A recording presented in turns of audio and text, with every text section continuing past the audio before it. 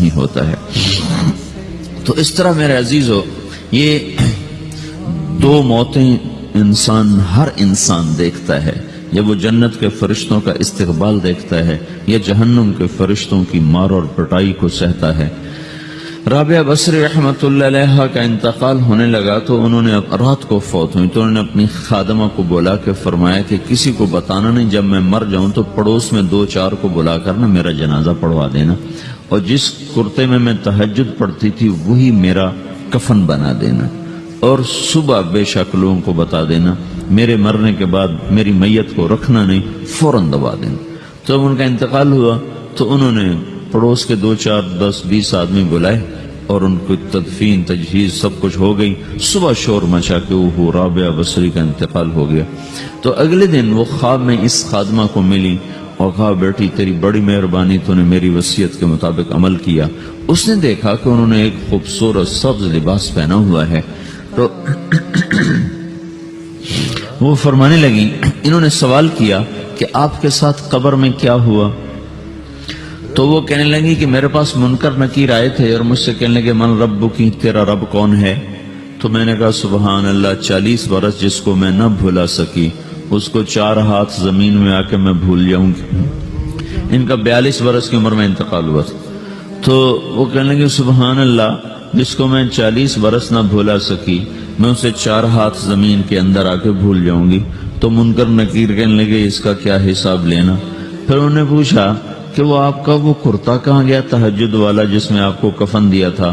کہا وہ اللہ نے مجھ سے لے لیا ہے اور میرے اعمال کے خزانے میں رکھ دیا ہے، قیامت کے دن میرا وہ کرتا بھی میرے ترازو میں تولا جائے گا، اور مجھے یہ لباس پہنایا ہے جو جنت کا لباس ہے۔ یہ بھی ایک موت ہے۔ اس طرح بھی لوگ مرتے ہیں۔ اور دوسری بھی ایک موت ہے، ہمارے علاقے کی بتا رہا ہوں، اپنے علاقے کی۔ ایک زمیندار مر گیا، اس کی قبر کھودی، ساری بچھوؤں سے بھری ہوئی، ایسے جیسے چیونٹیاں پھر رہی ہوتی، تو انہوں نے وہ بند کر کے دوسری کھودی، ساری بچھوؤں سے بھری ہوئی، پھر وہ بند کر کے تیسری کھودی، ساری بچھوؤں سے بھری ہوئی۔ قبرستان میں اتنے بچھو کہاں سے آ گئے؟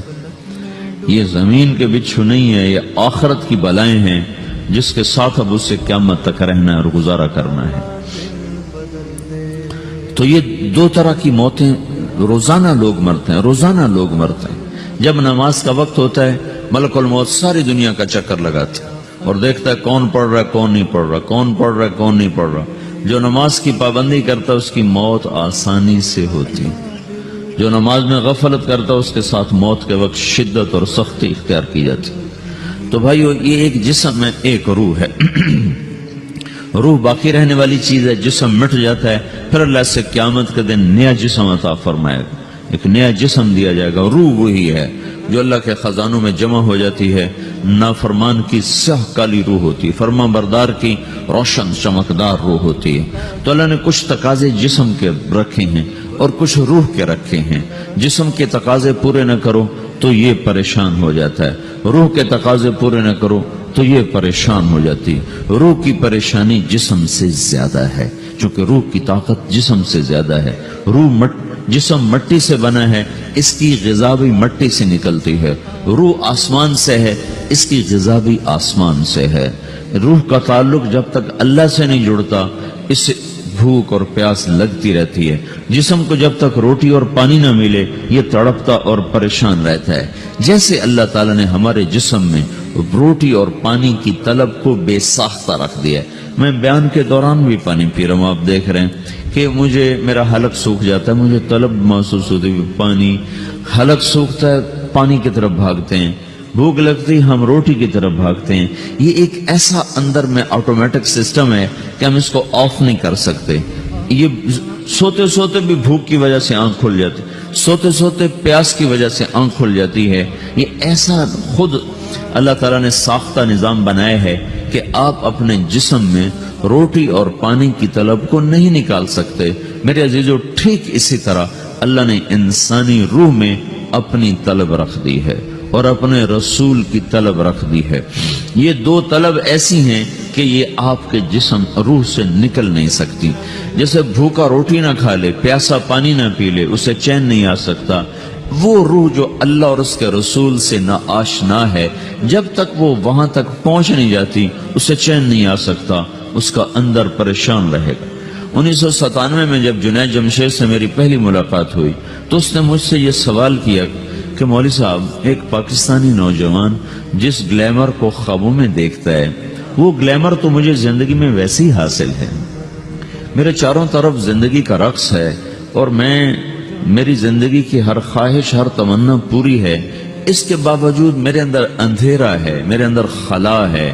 مجھے لگتا ہے میں وہ کشتی ہوں جس کا کوئی ساحل نہیں، جس کی کوئی سمت نہیں. www.dasquran.com. ایسا نہیں ہونا چاہیے. ایک عام لڑکا تو کہتا ہے ہائے کاش یہ ہوتا، اس کو وہ نہیں ہو رہا تو پھر وہ پریشان ہے، ہائے یہ ہوتا، ہائے وہ ہوتا. تو میں تو ہائے نہیں کرتا ہوں، میری تو ہر لذت اور خواہش میرے سامنے تشتری میں سجا کے پیش کی جا رہی. میں کیوں ایسا کر رہا ہوں؟ میں ہائے ہائے کیوں کر رہا ہوں؟ میرا اندر ویران کیوں ہے؟ میرے اندر میں خلا کیوں ہے؟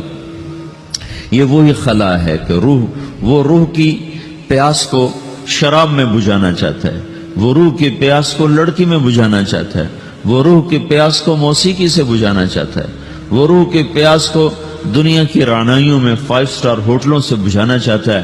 روح کیا جانے روٹی کیا ہے، شراب کیا ہے، پانی کیا ہے، عورت کیا ہے، موسیقی کیا ہے، گھنگرو کیا ہے، پائل کیا ہے، چھنکار کیا ہے. روح کو ان چیزوں کی کیا خبر؟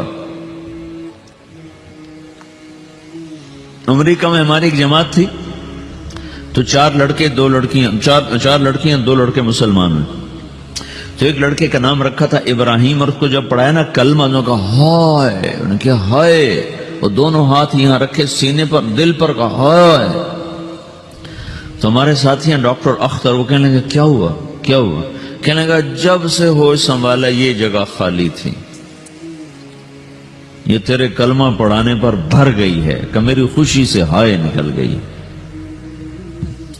یہ جگہ خالی رہے گی، یہاں شراب نہیں پہنچ سکتی، یہاں نغمہ اور موسیقی نہیں پہنچ سکتی، یہاں تالے لگے ہوئے ہیں، یہاں تک کوئی آواز نہیں جا سکتی.